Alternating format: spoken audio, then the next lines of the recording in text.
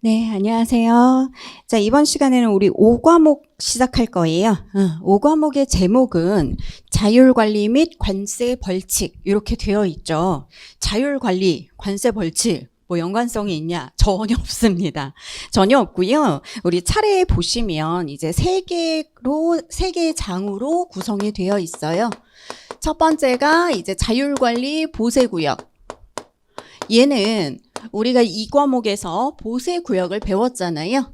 특허 보세구역도 배웠고 종합보세사업장 종합보세구역도 배웠고 그다음에 지정보세구역도 배웠는데 여기에 이제 화물관리인이나 운영인이 있어요. 이 화물관리인이나 운영인이 어떻게 하냐? 나는 보세구역을 내 스스로 잘 관리할 수 있는 능력이 있어요 라고 얘기를 하면서 이렇게 자율관리 보세구역으로 지정해 주세요 라고 얘기를 해주면 얘기를 합니다.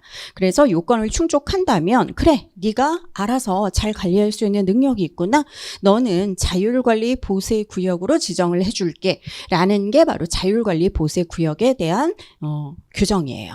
그래서 얘네들에 대해서 우리가 배우면서 이 안에서 중요한 게 뭐냐면 세부 목차 보시면 5절에 보시면 보세사 제도가 있죠.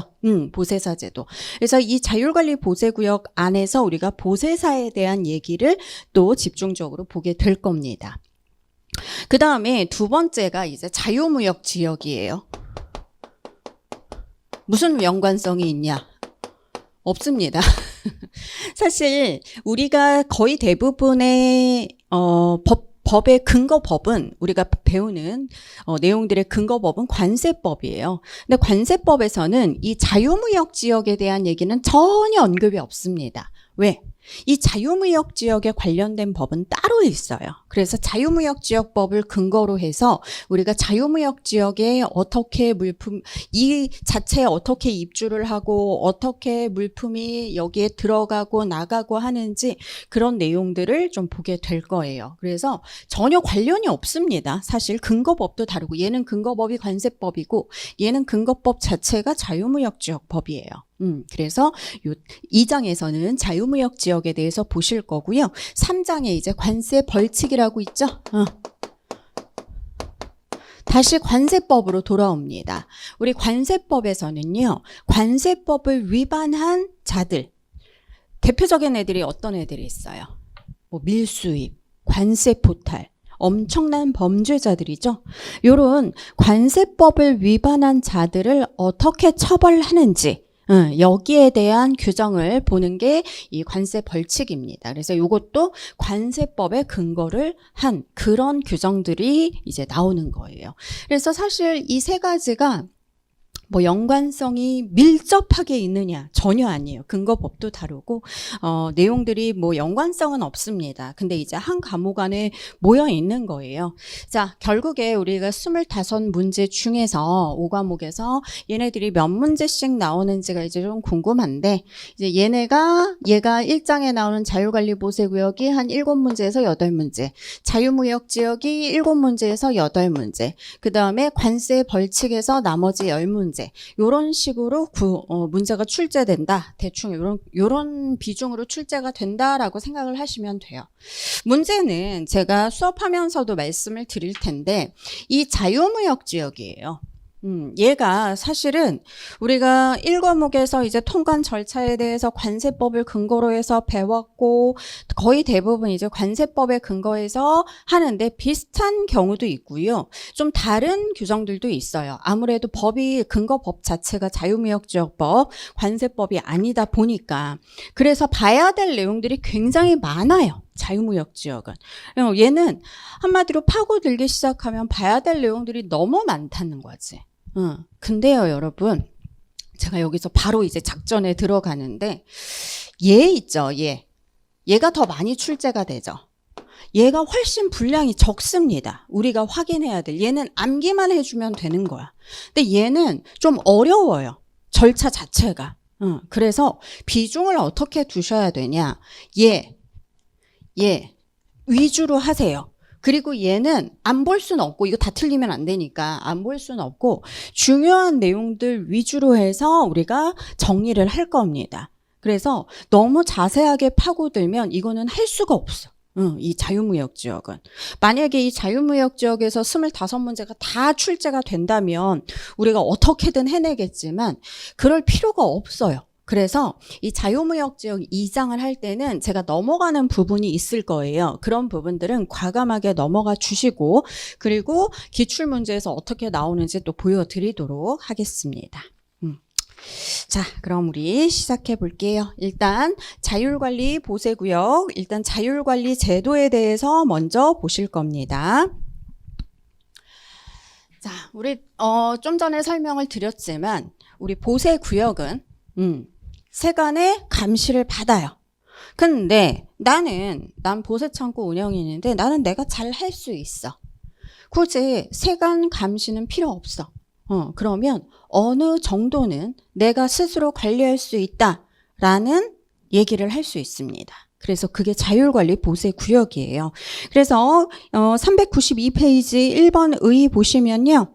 자율관리 보세구역이라는 게 뭐예요? 보세구역인데 여기가 지금 물품 관리나 세관 감시에 지장이 없습니다.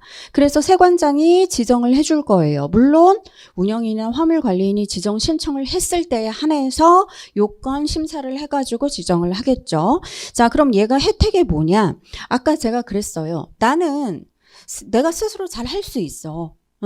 물품이 반입되고 반출되고 할 때 사실은 세관 공무원이 참여를 합니다. 근데 그 참여 절차를 좀 생략해 달라라는 거예요. 등등 여러 가지 관세청장이 정하는 절차를 생략해서 얘네들이 스스로 알아서 할 수 있는 보세구역으로 지정을 해주는 겁니다.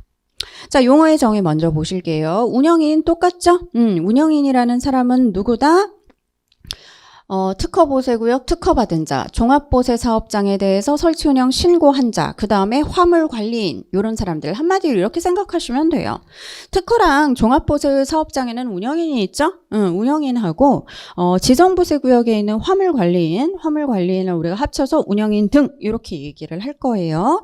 자, 오른쪽 보세사 채용 한마디로 이 자율관리 보세구역이 되려면요. 반드시 보세사를 채용을 해야 지정 신청 자체가 들어갈 수 있어요. 나중에 채용할 게 안 된단 말이야.